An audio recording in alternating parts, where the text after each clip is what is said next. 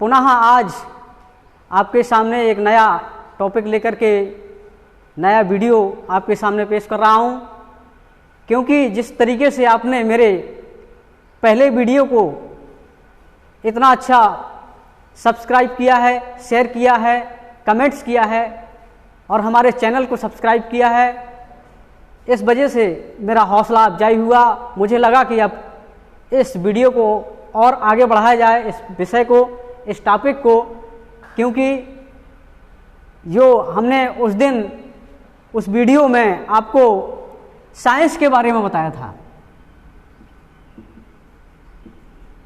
Science की basic जानकारी आपको दी थी कि साइंस कैसे हम सीखें, कैसे अपना इंटरेस्ट बढ़ाएं, उसी को लेकर के आज हम पुनः साइंस के बेसिक नॉलेज के तरफ चलेंगे और उस बेसिक नॉलेज को कैसे हमें साइंस को आगे बढ़ाना है, अपना इंटरेस्ट कैसे साइंस को एकदम सिंपल बनाना है।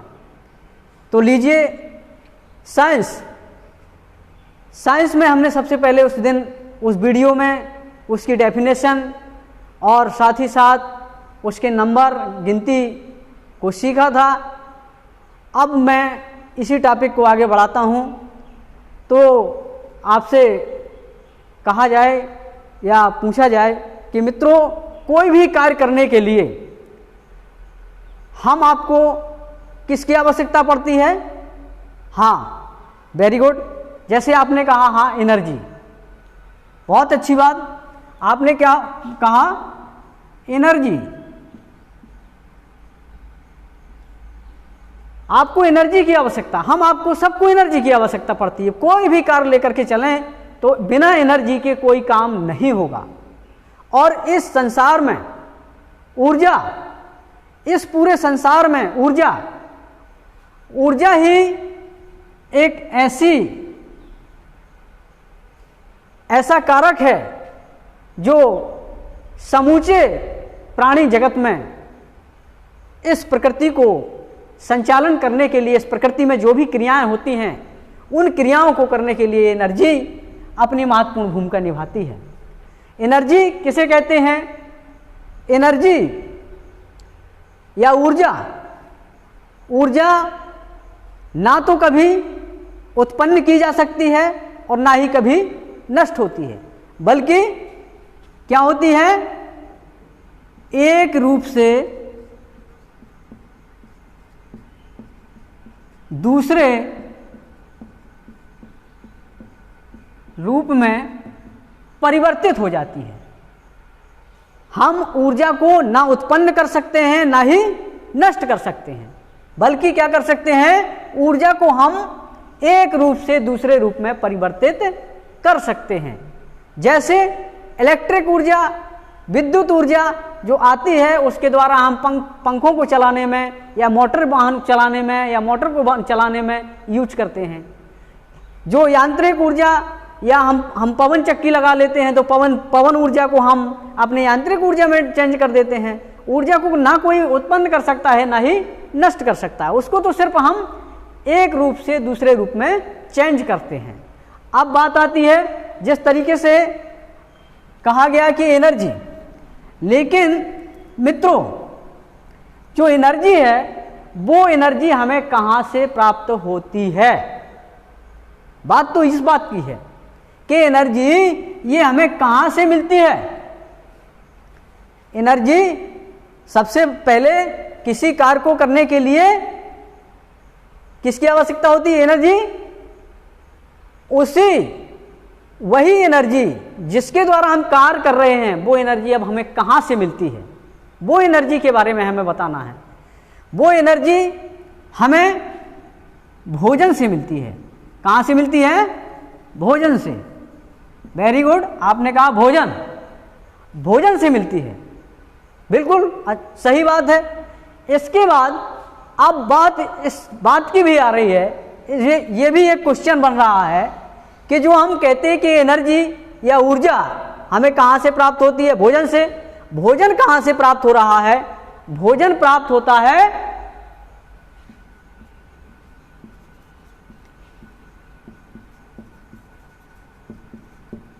पेड़ पौधों से। भोजन कहाँ से मिल रहा है हमें? पेड़ पौधों से। भाई एनर्जी, कार्य करने की क्षमता को ऊर्जा कहते हैं। ऊर्जा को ना नष्ट किया जा सकता है, ना ही उत्पन्न किया जा सकता है, बल्कि इसको एक रूप से दूसरे रूप में बदला जा सकता है। अब एनर्जी या ऊर्जा कहाँ से मिलती है? भोजन से। भोजन को किसी भी रूप में हम ग्रहण कर सकते हैं, चाहे हमारा कार्बोहाइड्रेट हो, वसा हो, विटामिन्स हो, किसी भी रूप में ग्रहण कर सकते हैं। भोजन ग्रहण किया, भोजन के बाद भोजन कहाँ से मिलता है? भोजन मिलता है हमारा पेड़ पौधों से। कहाँ से मिलता है? पेड़ पौधों से। अब बात फिर से क्वेश्चन पे आती है कि भाई पेड़ पौधे, क्या ये पेड़ पौधे हमें कहाँ से, क्या ये रखे रहते हैं का जो हमें एनर्जी और भोजन तुरंत दे देते हैं? तो नहीं, पेड़ पौधे ये क्या करते हैं? भोजन को स्वयं निर्मित करते हैं, या भोजन का निर्माण स्वयं करते हैं। ये सेल्फ डिपेंडेंट है पेड़ पौधे, अपना भोजन खुद बनाते हैं। तो कहाँ से स्टार्ट करें? देखिए, पेड़ पौधों ने अपना भोजन स्वयं बनाया, उस भोजन को दिया इस प्रकृति में, और प्रकृति ने इस भोजन को लिया। तो कहा, एक दोहा भी कहा जाता है कि वृक्ष कबहु ना फल भके, नदी न संचय नीर, और परमारथ के कारण साधुन धरा शरीर। तो देखिए, जो पेड़ पौधे हैं ये अपना भोजन स्वयं तो करते ही करते हैं, साथ ही साथ हम आपको भी ये उपहार स्वरूप पर स्वार्थ के लिए हम आपको इस प्राणी जगत में हम आपको भी दे देते हैं। तो हमें भोजन कहाँ से मिलता है? पेड़ पौधों से। अब पेड़ पौधे कहाँ से लेते हैं, कहाँ से बनाते हैं? स्वयं बनाते हैं। स्वयं बनाते हैं, तो बनाने की जो क्रिया है वो कैसे बनाते हैं? वो बनाते हैं प्रकाश संश्लेषण की क्रिया के माध्यम से। किसके द्वारा बनाते हैं? प्रकाश संश्लेषण की क्रिया के द्वारा। अब प्रकाश संश्लेषण की जो क्रिया है किसके द्वारा बनाते हैं? ये प्रकाश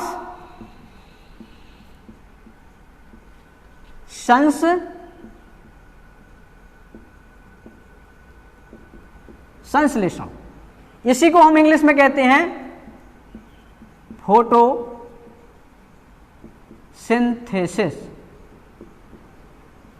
इसी को क्या कहते हैं हम?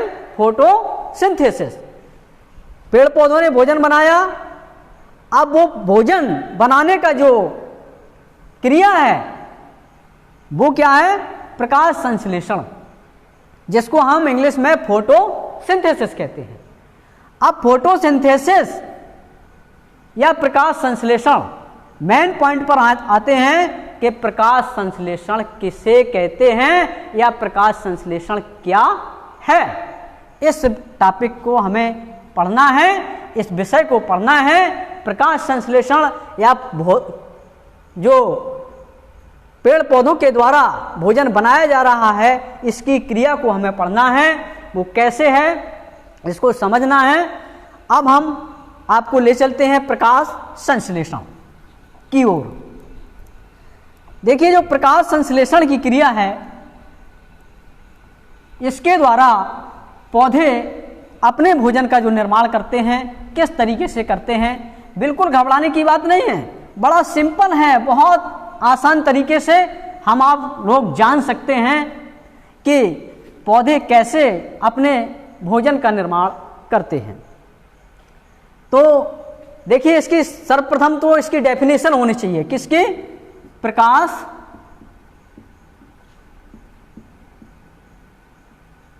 संश्लेषण। प्रकाश संश्लेषण किसे कहते हैं? प्रकाश संश्लेषण किसे कहते हैं? तो प्रकाश संश्लेषण की परिभाषा या डेफिनेशन, यह एक जैव रासायनिक क्रिया है। मैं लिख देता हूं, यह एक जैव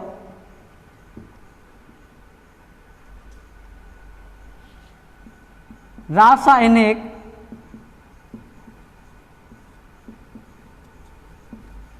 क्रिया है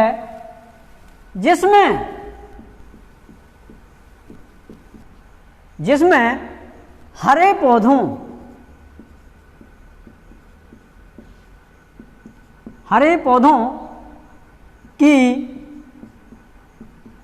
पत्तियों में, हरे पौधों की पत्तियों में उपस्थित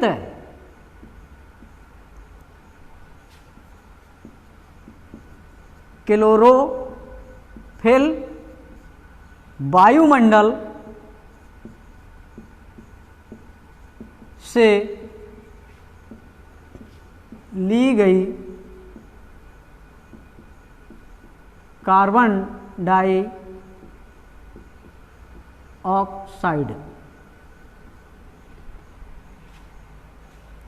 क्या है? यह एक जैव रासायनिक क्रिया है जिसमें हरे पौधों की पत्तियों में उपस्थित क्लोरोफिल वायुमंडल से ली गई कार्बन डाइऑक्साइड मृदा से अवशोषित जल, कहां से अवशोषित? मृदा से अवशोषित जल पौधे सूर्य के प्रकाश की उपस्थिति में अपने भोजन का निर्माण स्वयं करते हैं तथा ऑक्सीजन विमोचित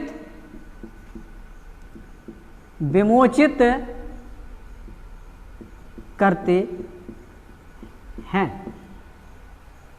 क्या लिखा? प्रकाश संश्लेषण। प्रकाश संश्लेषण यह एक जैव रासायनिक क्रिया है जिसमें हरे पौधों की पत्तियों में उपस्थित क्लोरोफिल वायुमंडल से ली गई कार्बन डाइऑक्साइड तथा मृदा से अवशोषित जल पौधे सूर्य के प्रकाश की उपस्थिति में अपने भोजन का निर्माण स्वयं करते हैं। किसका निर्माण करते हैं? भोजन का। कार्बोहाइड्रेट का निर्माण करते हैं। किसका निर्माण करते हैं? भोजन का या कार्बोहाइड्रेट का निर्माण करते हैं। इस पूरी क्रिया को हम क्या कहते हैं? प्रकाश संश्लेषण की क्रिया कहते हैं। तो देखिए, एक एक शब्द पर गौर करना है। प्रकाश संश्लेषण क्या है? यह एक जैव रासायनिक जैव है। जैव का मतलब जीवित पौधों में ही यह क्रिया होगी। हम आप कहें कि भाई जो मृत पड़ा है पौधा, सूखा पड़ा है पौधा, उसमें प्रकाश संश्लेषण की क्रिया हो जाए तो उसमें प्रकाश संश्लेषण की क्रिया नहीं होगी। क्यों? क्योंकि हमारी डेफिनेशन बता रही है, हमारी परिभाषा बता रही है, यह एक जैव रासायनिक क्रिया है। कौन कैसी है? रासायनिक क्रिया है। जैव भी है और साथ ही साथ रासायनिक है। केमिकल रिएक्शन है जिसमें हरे पौधा कैसे होना चाहिए? हरा होना चाहिए, सूखा नहीं होना चाहिए। उसकी पत्तियों में क्या होगा? पत्तियों में उपस्थित क्लोरोफिल, जो हरा होगा उसमें क्या रहेगा? क्लोरोफिल। पत्तियों में क्लोरोफिल होगा और वायुमंडल से ली गई कार्बन डाइऑक्साइड। जो वायुमंडल में तमाम प्रकार की गैसें हैं, लेकिन उन गैसों से हमारा कोई लेना देना नहीं है। प्रकाश संश्लेषण की क्रिया में सिर्फ किसकी आवश्यकता पड़ती है? कार्बन डाइऑक्साइड को, जो पौधे हमारे उस वायुमंडल से अपने आप अवशोषित कर लेते हैं। तो वायुमंडल से ली गई कार्बन डाइऑक्साइड और मृदा से अवशोषित जल, कहां से? मिट्टी से। मृदा मीन्स मिट्टी। भाई मृदा जो हमारी है, जो पौधे की जड़ लगी रहती है, तो जड़ हमारी कहां जाती है? ये मिट्टी में जमीन में नीचे जाती हैं और ये उस जमीन से, उस मिट्टी से नमी का अवशोषण करती रहती हैं, यानी जल का अवशोषण करती रहती हैं। तो मृदा से अवशोषित जल तथा सूर्य के प्रकाश की उपस्थिति में, और साथ ही साथ क्या होना चाहिए, सूर्य का प्रकाश भी होना आवश्यक है। यदि सूर्य का प्रकाश उपस्थित है तो हमारे प्रकाश संश्लेषण की क्रिया होगी। तो सूर्य का प्रकाश भी आवश्यक है, जल भी आवश्यक है, और क्लोरोफिल भी आवश्यक है, और कार्बन डाइऑक्साइड भी आवश्यक है। इतने घटक होना आवश्यक है प्रकाश संश्लेषण की क्रिया के लिए। तो क्या है, यह एक जैव रासायनिक क्रिया है जिसमें हरे पौधों की पत्तियों में उपस्थित क्लोरोफिल, वायुमंडल से ली गई कार्बन डाइऑक्साइड, मृदा से अवशोषित जल, पौधे सूर्य के प्रकाश की उपस्थिति में अपने भोजन का निर्माण स्वयं करते हैं या कार्बोहाइड्रेट का निर्माण स्वयं करते हैं। इस क्रिया को हम प्रकाश संश्लेषण की क्रिया कहते हैं। इसी को देखिए डायग्राम के माध्यम से हम समझ लें और सिंपल हो जाएगा। ये तो हमारी डेफिनेशन हुई। यदि आप लोगों को लिखना हो तो लिख सकते हैं, आप लोग लिख सकते हैं, कोई दिक्कत नहीं है। और समझ में एक तो आ ही गया होगा और समझ में नहीं आया है तो इसको नोट कर लीजिए, आप लिख लीजिए, कोई दिक्कत नहीं। इसी परिभाषा को हम एक डायग्राम, छोटा सा डायग्राम बना करके, आउटलाइन डायग्राम बना देंगे, रफ टाइप का डायग्राम बना देते हैं, उसके माध्यम से भी हम सीख सकते हैं। किसको? प्रकाश संश्लेषण को। परिभाषा ऑलरेडी आपके पास पहुंच ही चुकी है मित्रों। इसी को और सिंपल ढंग से हमें समझना है। तो क्या है कि क्या बताया था हमने, यह एक जैव रासायनिक क्रिया है, इसमें हरे पौधों की पत्तियों में उपस्थित क्लोरोफिल। तो हमें क्या बनाना है, एक आवश्यकता पड़ेगी। यहां पर बना दीजिए आप सूर्य,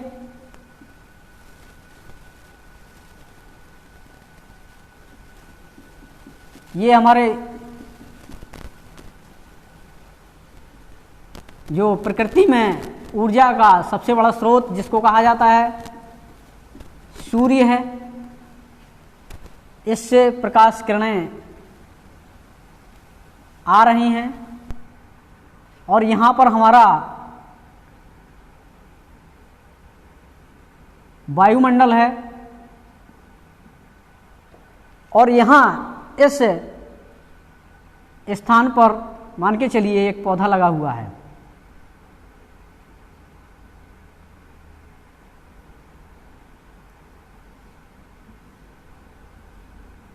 ये हमारा पौधा है, यहाँ से लेकर के इस जगह तक पूरी में मिट्टी है, जमीन है। इस जमीन में नीचे हमारा जल है। जल को क्या कहते हैं? H2O। यही होता है ना सूत्र भाई, जल का सूत्र क्या है? H2O। ये पौधा, ये मान के चलिए यहां से एक शाखा निकली है इसकी, और इस शाखा में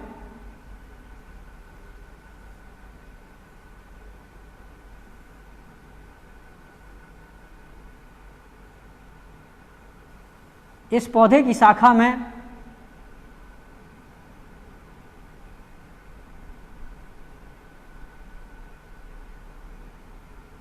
ये हमारी पत्तियां लगी हुई हैं। क्या लगी हुई हैं? पत्तियां। एक साइड इस तरफ को बना दीजिए आप शाखा।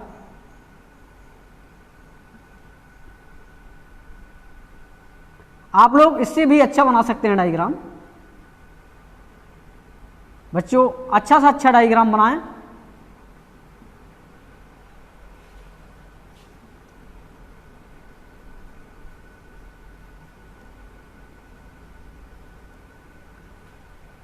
ये हमारा मान के चलिए क्या है, ये हमारा पौधा लगा हुआ है, पेड़ लगा हुआ है। यहां ये क्या है? वायुमंडल है। क्या है? वायु मंडल। इसमें प्रकाश की किरणें आ रही हैं और इस वायुमंडल में ये हमारे पक्षी कलरव करते हुए उड़ रहे हैं। यहां से सूर्य का प्रकाश जा रहा है जिसको कहते हैं सन लाइट। देखिए ये पूरा दृश्य जो हमारे पौधा का वातावरण में होता है, पूरा दृश्य हम बनाए हैं। ये सूर्य है, ये वायुमंडल है, यहाँ तमाम प्रकार की गैसें भरी हुई हैं। उन गैसों में मुख्य रूप से प्रकाश संश्लेषण के लिए आवश्यक हैं। देखिए इस वायुमंडल में आपकी नाइट्रोजन है, ऑक्सीजन है और आपकी जैसे कार्बन डाइऑक्साइड है, सल्फर डाइऑक्साइड है। लेकिन प्रकाश संश्लेषण के लिए आवश्यक है सिर्फ किसकी आवश्यकता? CO2 की। इस वायुमंडल से आवश्यकता पड़ेगी पौधे को किसकी? कार्बन डाइऑक्साइड की, प्रकाश संश्लेषण की क्रिया के लिए। तो इस प्रकाश संश्लेषण की क्रिया में जो हमने डेफिनेशन या परिभाषा बताई थी कि यह एक जैव रासायनिक क्रिया है जिसमें हरे पौधों की पत्तियों में उपस्थित क्लोरोफिल, इसमें क्या है? क्लोरोफिल।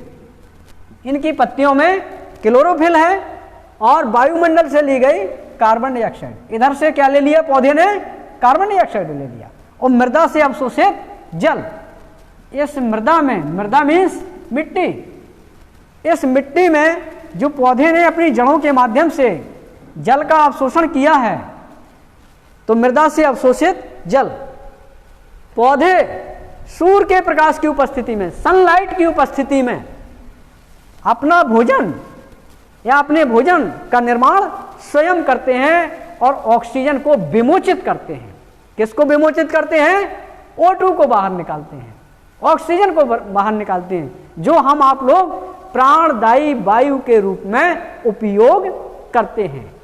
बिना ऑक्सीजन के हमारा ये बॉडी, हमारा ये शरीर कोई काम नहीं कर सकता है।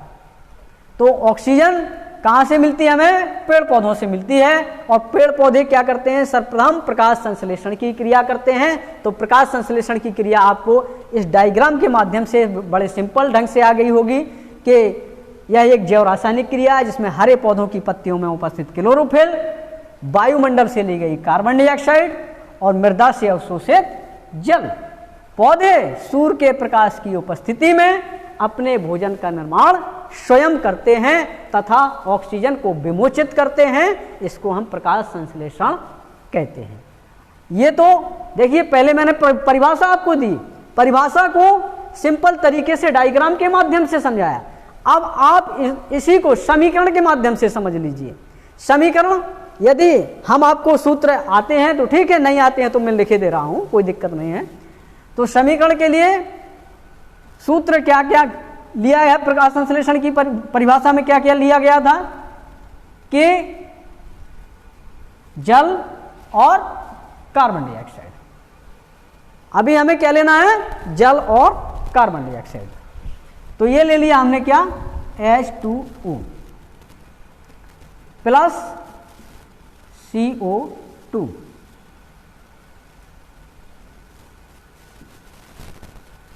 इधर तीर का निशान लगा देते हैं और इसमें इधर पे हमारा क्या है? सूर्य का प्रकाश, जिसको कहते हैं सनलाइट। इधर पौधों की पत्तियों में क्या उपस्थित है?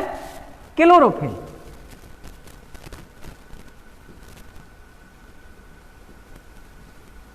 मृदा से अवशोषित जल, वायुमंडल से ली गई कार्बन डाइऑक्साइड, पौधे क्लोरोफिल की उपस्थिति में और सूर्य के प्रकाश की उपस्थिति में अपने भोजन का निर्माण स्वयं करते हैं। या कार्बोहाइड्रेट, कार्बोहाइड्रेट अर्थात C6H12O6 और ऑक्सीजन को विमोचित करते हैं, यानी कि O2 को बाहर निकालते हैं, जो हम आप लोग सांस के माध्यम से लेते हैं। अब हमें ये देखना है, देखिए ये हमारा क्या है? जल, ये हमारी कार्बन डाइऑक्साइड। दोनों आपस में मिले, इन्होंने केमिकल रिएक्शन किया, किसकी उपस्थिति में? सनलाइट और क्लोरोफिल। बना लिया क्या? C6H12O6, जिसको हम कहते हैं ग्लूकोज, या ये हमारे पौधे का क्या है? भोजन है। इसने बनाया, साथ ही साथ इस भोजन को पौधे ने तो लिया ही लिया है, हम आपको भी दिया है, और ऑक्सीजन क्या किया इन्होंने, विमोचित किया। अब हमको देखना है, ये तो हमारा क्या हुआ, एक समीकरण बना, लेकिन इस समीकरण को हमें यह भी देखना है कि कहीं ऐसा तो नहीं है कि हमारा समीकरण संतुलित और असंतुलित तो नहीं है।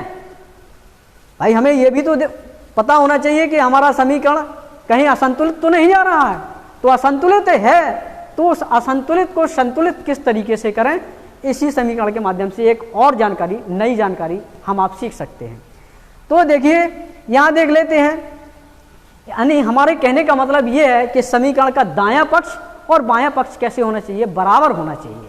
जिस तरीके से तराजू के दो पलड़े होते हैं और दोनों पलड़े हमारे बराबर होने चाहिए जब हम कोई वस्तु का क्रय या विक्रय करते हैं, तो इसी प्रकार से हमारा जो समीकरण है उसका दायां पक्ष और बायां पक्ष भी हमारा बराबर होना चाहिए।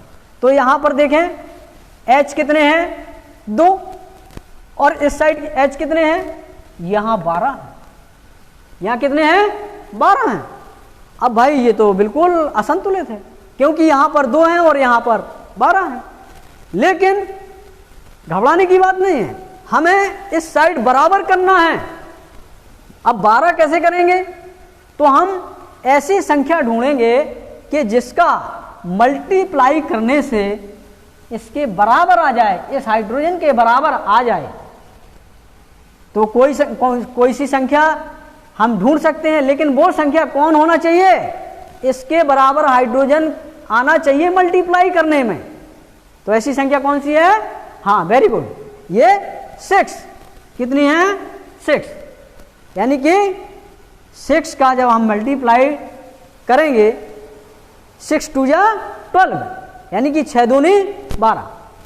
यहां पर कितने हो गए हाइड्रोजन, 12, यहां ऑलरेडी पहले से ही 12 थे।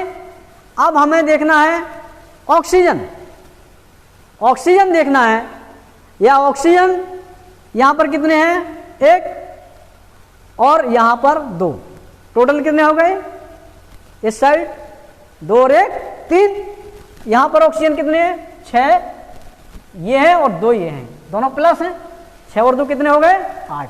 यहां पर तो हमारे ऑक्सीजन भी असंतुलित हैं, इनको भी संतुलित करना है भैया। ये भी हमारे ऑक्सीजन क्या है, असंतुलित हैं।